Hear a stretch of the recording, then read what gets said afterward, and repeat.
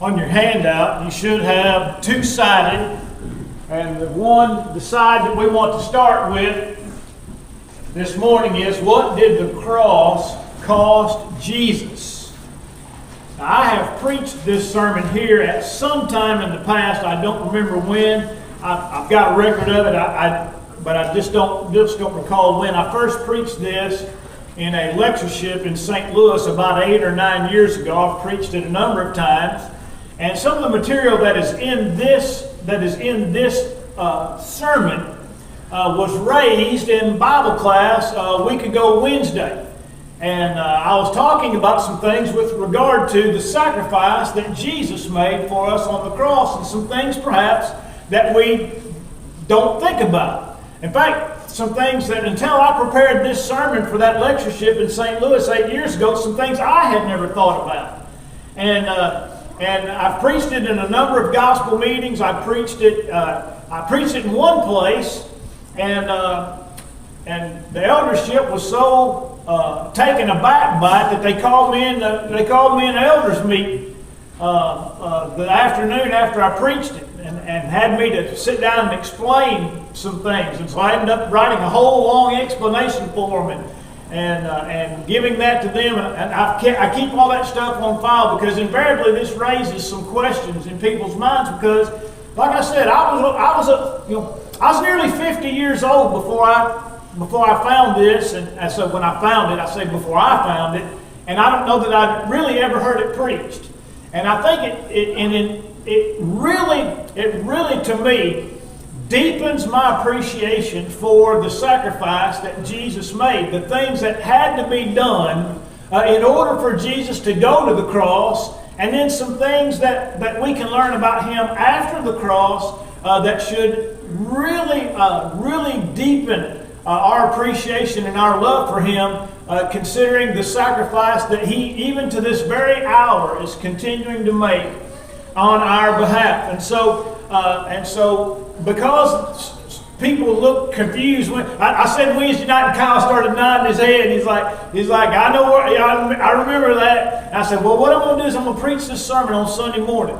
The next Sunday morning, I'm going to preach this so that we can clear some of these things up. And so, with that in mind, I want us to think about some things that were sacrificed by our Lord in the idea and the truth wherein He had to go to the cross. And so, I'll do some of these, try to go through some of these fairly quickly, but I hope there's some things that will help you in your understanding, and I hope that these are things that will, again, cause you to more deeply appreciate and love the Lord, and some things that you'll take home. That's one of the reasons I give these handouts out, so you can take these things home and study them and dig and make notes. But some of these will be fairly obvious. All right. For example, the first one. What did the cross cost Jesus? Well, first of all, it cost Him a home in heaven with the Godhead.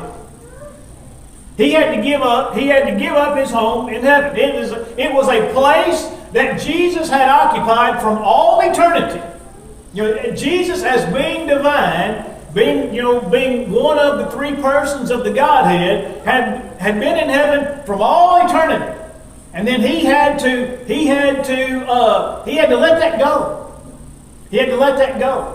And to think about where He was, as we think about where He was in eternity, He was co-equal with the Father and the Holy Spirit.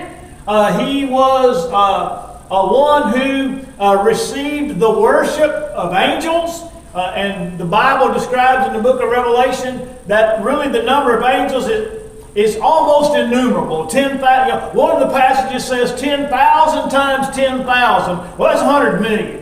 All right, so He had the worship of angels as He was residing in heaven.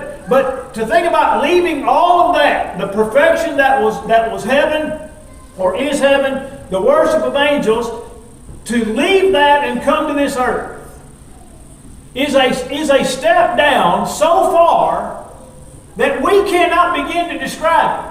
Now, there are no words to describe how far down Jesus stepped when He stepped out of heaven to earth. I use this sometimes as an example. Think about, And by the way, sometimes the names change because some guys just get rich and rich and rich and richer and richer. I used to always use Bill Gates, and then I started using Jeff Bezos, and now I guess I could use Elon Musk. You know these guys. I think Bezos might be worth about $200 billion. That's with a B, y'all. $200 billion is what that guy's worth. Musk may be worth even more. Maybe worth even far more than that. No, it's an amount of money that none of us can wrap our head around. We can't even begin to imagine what $200 billion, $500 billion it is. It's just beyond us.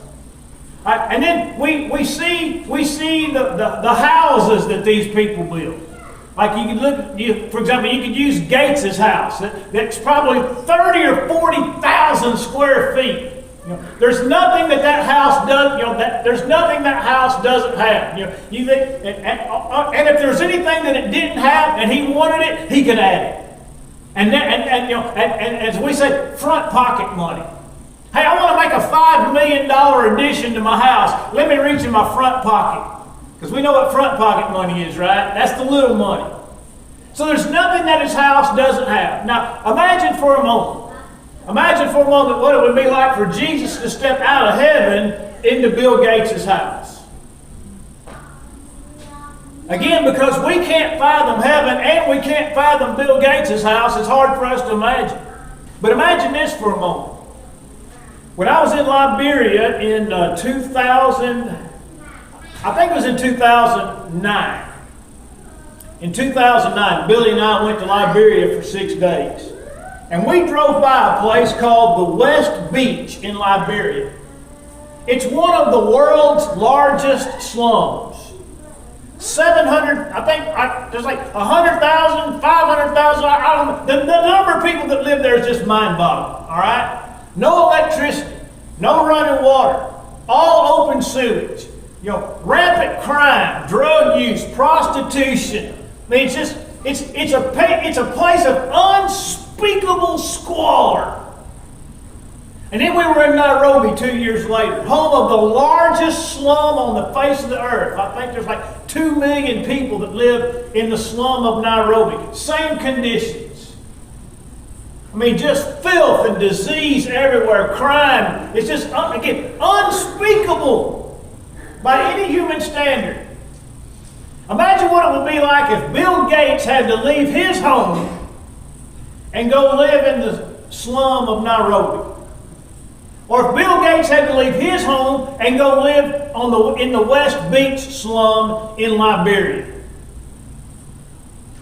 Can you imagine what a shock that would be? For a man to leave that? That is not even a drop in the bucket of what Jesus gave up had he given up heaven and gone to live in Bill Gates' house today. The step down from heaven to Gates' house is infinitely greater than the step down from Gates' house to the biggest slum in the world.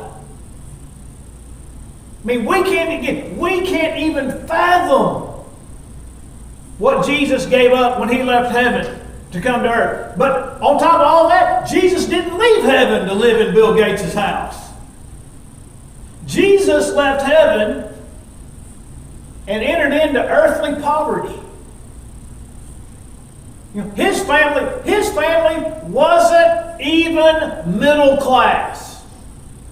In the first century, there was very little middle class. It was upper class and everybody else. Very few people in the middle, like we are in America, where most people are in the middle. But Jesus didn't even enter the middle class. He entered poverty. How do I know that? Because the Bible tells me the sacrifice that his parents brought when he was born. When a child was born, the parents were supposed to bring a lamb as an offering, as a sacrifice to the Lord. But it says, but if you're poor and you can't afford a lamb, 2 turtle doves. And that's what Jesus' family brought. And by the way, Jesus' family wasn't like a lot of people today pleading poverty, acting like they're poor when they got more. They were diligent Jews. They brought the very best they could afford. 2 turtle doves. That was the sacrifice that they made when Jesus was born. So he didn't step out of heaven to the greatest place on earth. He stepped out of heaven to one of the worst places on earth. Again, we can't begin to imagine. And then even after he grew up and matured and became a man, even what few creature comforts he could have had, he turned them loose. Remember what he said to the man? He said, Lord, I'll follow you wherever you go, in Luke chapter 9. You remember what Jesus said to him? Foxes have holes, and birds have nests, but the Son of Man has what? Nowhere to lay his head. What few things he could have had, he turned loose so that he could do the will of the Father who had sent him, that he could accomplish the things that God had sent him to do. The sacrifice of that home is unspeakable. But then secondly, here's something perhaps you've never thought about. He abandoned, sacrificed the blessing of timelessness. Timelessness. Mark, wouldn't you like to have about another 3 days or 3 weeks to work up there at the farm? Where you knew that work wasn't piling up on you? Wouldn't it be nice if time wasn't a factor? Got anything you'd like to do around the house? Got anything you'd like to do with your job? Got anything you'd like to do with your family? Were you weren't going to be bound by the constraints of time? Jesus had lived from all eternity. Time didn't mean nothing to Jesus. I'm going to tell this on Rhonda and Stephanie. It's been a number of years since we vacationed together.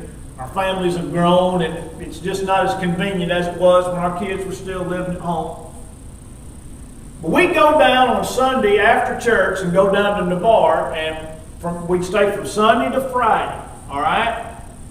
On Tuesday, Rhonda and Stephanie were starting to bellyache about how many days they had left. Got down there on Sunday evening, and Tuesday morning, first thing they'd start doing is bellyaching that they only got 3.5 more days. It's like, just enjoy the days you got. Just enjoy. By the way, I'm not saying they didn't enjoy the days they got, but that's always stuck out to me, is that they go down for 5 days, and on day 2, they're already worried about how many days they got left. Wouldn't it be nice to go somewhere and not have to worry about being somewhere else under a deadline? Imagine what it would be like to live for all eternity, and now all of a sudden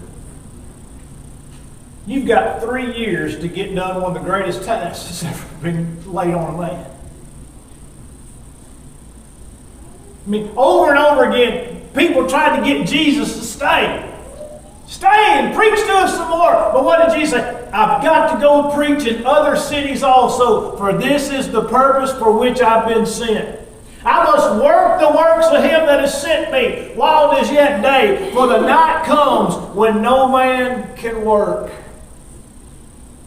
Imagine what it would be like being Jesus and being under a deadline. After having lived for all eternity, and time doesn't mean anything to the Lord, and now all of a sudden he starts that ministry and he's got 3.5 years. You say, well, that's a long time. But it's not when you got to preach in 500 cities and get there by foot. Isn't that right? In all these places, he walked everywhere he went. The blessing of timelessness. He turned it loose. Again, another thing that we can, everything we do is bound by time. Even this morning, I feel like that clock, look, I know y'all don't think I look at the clock, but I do. You know, that clock is staring me in the face every time I step into this pulpit, and I do my best to be mindful of your time. Because, there's an expectation. There's an expectation. Philip said I was going to preach 2 long sermons today. Said that on Facebook yesterday. I was talking about the extended service. One of my friends out in California said, does that mean you're going to preach an extra long sermon? I said, no, I'm going to preach twice. And then Philip chimes in and says, 2 long sermons. Well, I might just make them even longer. I'm just kidding. I wouldn't do that. I wouldn't do that. But we're bound by time. I got to get to Birmingham. I got to get to Hamilton. I got to get to Tupelo. I got to do this. I got to do that. Everything in our lives is bound. We're always under the clock. Jesus left a life of timelessness to be bound by time. Number 3, Jesus sacrificed his dignity. Have you ever thought about that? You know, the Bible says he became a curse for the Jews. He became a curse. Cursed is everyone who hangs on a tree. But more than just being a curse, you think about what Isaiah said. It says he is despised and rejected of men. Why would anybody despise Jesus? You ever wonder about it? Why would anybody despise Jesus? I can understand why. Look, don't misunderstand, but I can understand why people would reject him, right? Because people want to do what they want to do, and they don't want to submit themselves to anybody else. The Pharisees didn't want to give up their power over the people. I can see why some people would reject it. Doesn't mean it's a good reason, but I can see it. But why would anybody despise somebody like Jesus? What does the Bible say about some of the encounters that he had? In John 8, verse 41, they smeared his parentage. We were not born of fornication. But what's the insinuation? But you were. They didn't have to say that part out loud. When they said, we were not born of fornication, Jesus understood exactly what they were saying too. And I've used this as an example. And I think it's fair. I think it's a fair thing for us to think about. We all understand that children are sometimes born into this world in a way that's not God's plan. And it's just the way of the world. I mean, it's just the way that it is. It's not God's plan for children to be born into single parent homes. It's not God's plan for children to be conceived out of wedlock. And yet those things happen. We all know people like that. All right? But after that child is born and they reach some age, we don't look at that child as being a child that was conceived out of wedlock. Right? Those things, we put those things behind us because obviously it's not the child. The child didn't choose to be conceived. The child didn't choose to be born. And then we don't look at that child in that way. We just look at him as a child, just like we should. But imagine being 30 years old. Imagine being 30 years old as Jesus was in John chapter 8. And because they can't answer his theological arguments, they attack his mother. Because that's really what it was, right? We were not born of fornication. They were attacking his mother and his daddy. Now, were they right? No. They weren't right. Jesus was not born of fornication. We all know that. Would it have done Jesus any good to give them a discourse on the virgin birth and defend himself at that point? No. So what happened? He just had to eat it. You ever been in a situation where somebody says something to you and you know that it'd be futile to either to try to defend yourself or correct somebody, and they say something that's not true, it's hurtful, it's despicable, and sometimes you just got to sit there and eat it? Well, that's what Jesus had to do when they said something about his mother. He just had to eat it. All these other times when they would say things about Jesus, Jesus couldn't respond. Jesus couldn't defend himself. But in this case, he just had to eat it. Man, can you imagine how that tasted? For somebody to talk about your mother? Look, even if it was true, I wouldn't want somebody to talk about my mama. This wasn't true. But he swallowed his pride, if we might use that terminology, and he ate it. He ate it. They smeared his parentage. 7 verses later, they said he was demon-possessed. So not only is he illegitimate, he's demon-possessed. He was beaten. Can you imagine people laying their hands on the Son of God? They beat him about the head, neck, and shoulders.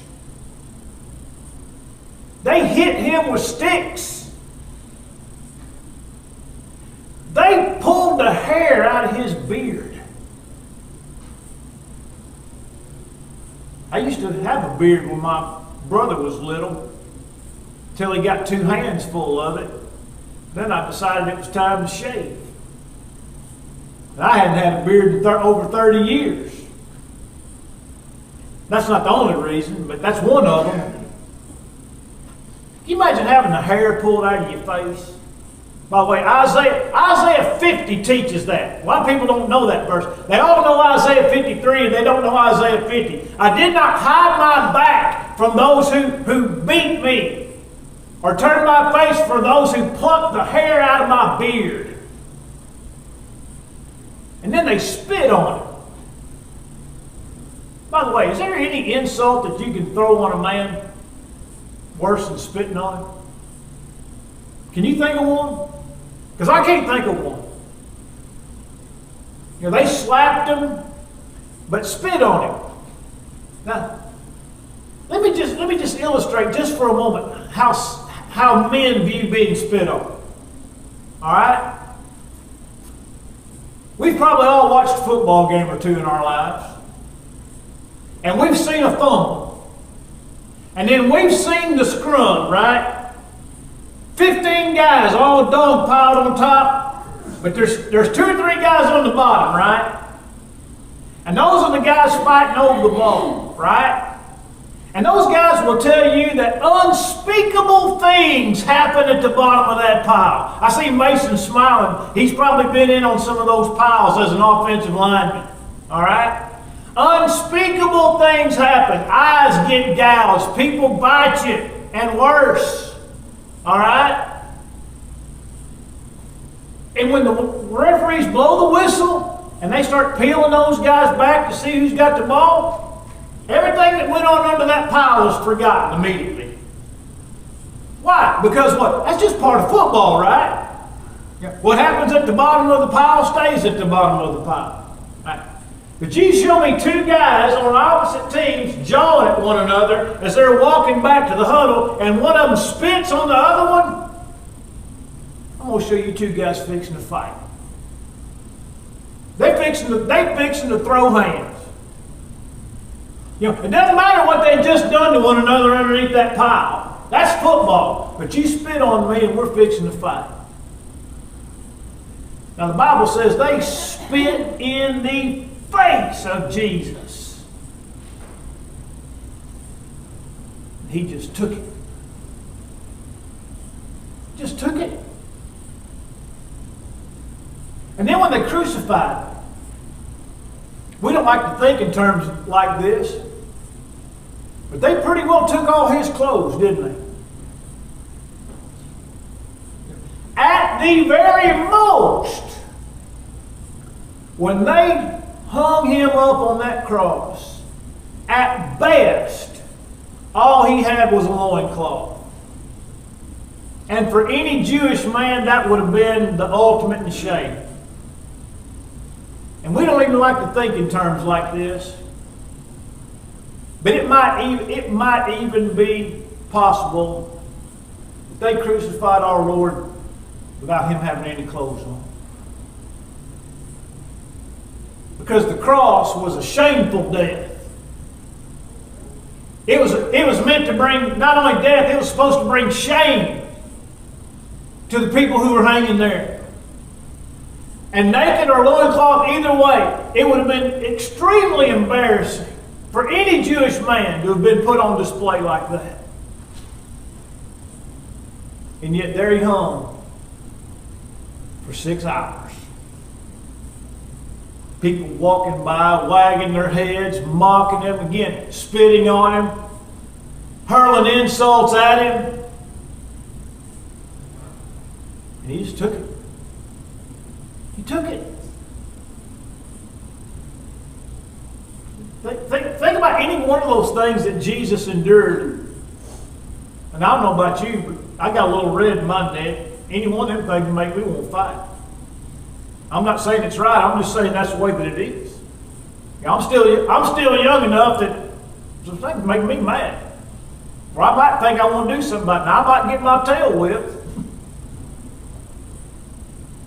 But he endured all those things. And he just took it. And then next he gave away, he sacrificed the fullness of his equality with God. In other words, Jesus couldn't be on earth what he was in heaven. We know that, right? He had the incarnation. He had to take on flesh. All right? And in Philippians chapter 2 it says, he did not think it robbery to be equal with God. But other renderings give, I think, the more accurate translation. He did not consider equality with God a thing to be grasped. The word grasp there means to hold on to it with all of your might. In other words, God didn't have to kick Jesus out of heaven. Jesus wasn't hanging on the floor of heaven by his fingers and God having to stomp his fingers to get him to go. He just turned it loose. And what does it say he turned loose? The fullness of his equality with God. And I'm going to submit to you that he never got it back. And is never going to get it back. You see, here's what here's what I'd been taught, or what I believed all of my life before I wrote this sermon 8 years ago. I'm gonna hold up both hands just for the sake of illustration. Here's Jesus up in heaven. All right. Here's Jesus on earth. Here's Jesus ascended back to heaven, right back where he started. Is that kind of what you had in your mind? That's not what the Bible teaches. The Bible doesn't teach that. The Bible teaches Jesus never got back up where he was before. And it teaches he never will. Now, before you break out the torches and pitchforks, let's see what the Bible says. All the instances of post-ascension Jesus speak of him at the right hand of God. The right hand of God. The right hand is not a place of equality, it's simply a place of prominence.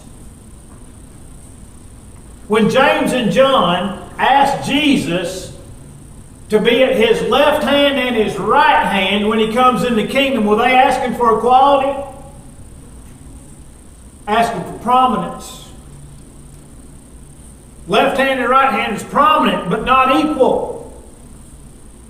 I think I may have used the example on Wednesday night. If I worked for Kyle and we were working together and Kyle trusted me with everything that he had in his business, I'd be his right-hand man. That's where the idea comes from. I'd be his right-hand man, right? Does that mean I'm equal to him? No. So what do we think it means when Jesus is at the right hand of God? It's not equality. It's not equality. By the way, the Bible still speaks about Jesus as being a man. There is one God and one mediator between God and man. The man, Christ Jesus. Not just Christ Jesus, the man, Christ Jesus. The Hebrews writer said, this man, after he made himself a sacrifice or an offering for sin, ascended and sat down at the right hand of God. Daniel chapter 7. I saw visions in the night, and behold, one like unto the Son of Man, coming with clouds, and they brought him before the Ancient of Days. That's a reference to God, by the way. They brought him to the Ancient of Days. That means he was paraded into the presence of the Father. And then there was given him dominion and power and glory, that all peoples, nations, and languages should serve him. He gave it to him. Does that seem like a place of equality? He gave it to him. And by the way, in 1 Corinthians 15, if you'll please turn there, and I'll make this point quick so we can move on.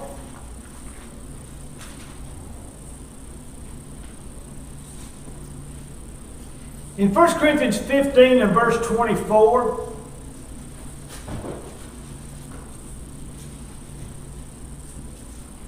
speaking about Christ at His coming, it says, "Then comes the end, when He delivers up the kingdom to God the Father, when He puts an end to all rule, all authority, and all power," because He has all authority now, Matthew 28:18. "For He must reign until He has put all enemies under His feet. And the last enemy that is destroyed is death. For He that has put all things under His feet," but when He says all things are put under Him, it is evident that He who put all things under Him is accepted. In other words, that doesn't include God, the Father. Now, when all things are made subject to Him, then the Son Himself will also be subject to Him who put all things under Him. Did you get that? When Jesus goes back and delivers everything up to His Father, the Bible says, even then the Son will also be subject to Him who put all things under Him. So that's the judgment, isn't it? After the judgment, the Bible says Jesus will still be subject to the Father. Now I'm going to give you one more. Look at letter E on your right-hand column. There on that right-hand side. 4E. This is how I know Jesus didn't go back to here. Because of how the Bible describes what Jesus is right now. In Philippians 3 and verse 20, it says, "For our citizenship is in heaven, from whom we eagerly await the return of Jesus." And what is Jesus going to do, does the Bible say? He will He will transform our lowly bodies that they might be conformed to His glorious body. What's that? What'd you say? Jesus is going to transform Todd's body so that it's like the body that Jesus has right now. Now, if Jesus is back up here, does that mean I'm up here too? Is that what I get to be? No. Oh no. It's here, isn't it? It's here somewhere, but we don't know where it is here. But we know it's not what? We know it's not right here. Whatever Jesus is right now is what I'm going to be and what you're going to be when you get to heaven. He's going to change your body to make it just like the body that He has. What about 1 John chapter 3 and verse 2? It says, "We do not know what we shall be," talking about when we go to heaven. "We do not know what we shall be, but we do know this: we shall be like Him." Like Him. For we shall see Him as He is. Jesus is still serving us as mediator to God the Father. He's the go-between. And after the judgment, He's going to be subject to the Father, and we're going to be like Him. That's how I know that Jesus gave up something that He never was going to get back. Never going to get it back. Lastly, this, number 5. I want to think about the wholeness of His divine essence. And this is connected with what we just talked about. Paradox. A paradox is a thing that has the opposite effect of what you think it should have. Okay? I want you to look at 2 paradoxes about the incarnation of Jesus. And this is the only way. This is the only way I would know how to try to maybe illustrate this. And look, and I know it's It's not crude in an immoral way, but it's crude in a simple way. All right? Here's a circle. All right? And this circle represents what Jesus was before he came to earth. Okay? This is Jesus in heaven. But when he came to earth, he became a man. You see? In other words, you added flesh to it, right? All right. So the paradox is that even though he became more, he became less. See? It's paradox. He became more by becoming less. There's more there. Now he's not just God, he's God and man. So by becoming less, he becomes more. But at the same time, by becoming more, he became less. You say, well, how does that work? How can you become more by becoming less? Well, he couldn't be our Savior until he became a man. See, that was necessary. All the things that he gave up and all the things that he took on in the form of a man were necessary for him, number one, to be able to be tempted.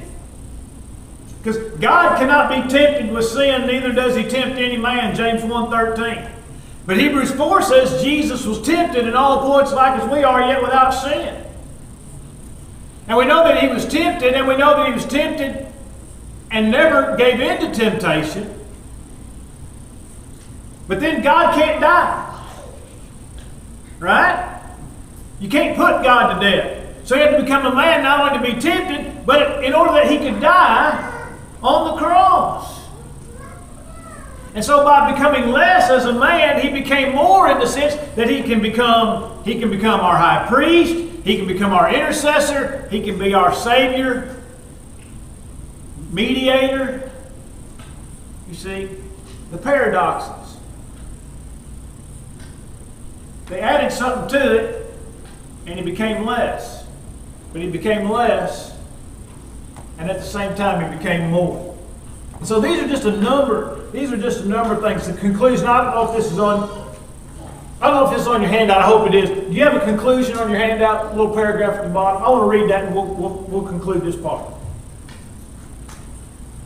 It is simply staggering to think of what Jesus sacrificed for each one of us. The magnitude of his gift is truly incomprehensible. It boggles the mind and lifts the heart. It ought to fill us with love, appreciation, and a never faltering hope. What must I give up or sacrifice that compares with the sacrifice of the Lord Jesus? What has Jesus asked of us or demanded of us that in any way compares to what he gave up for us? By the way, these are questions that we have to answer every single day. Every decision that we make should be made with that in mind. Every Sunday morning, Bible class. Every Sunday night, worship. Every Wednesday night. These are things that we have to think about. I'm going to mention this. I said I was to myself, then I said I was, and now I'm going to say it. I was. When I'm gone, one of the first things I want to know is how many people were here. Our attendance has just been off the chain good. Every service, Sunday morning, Bible class, Sunday morning worship, Sunday night, Wednesday night, just solid.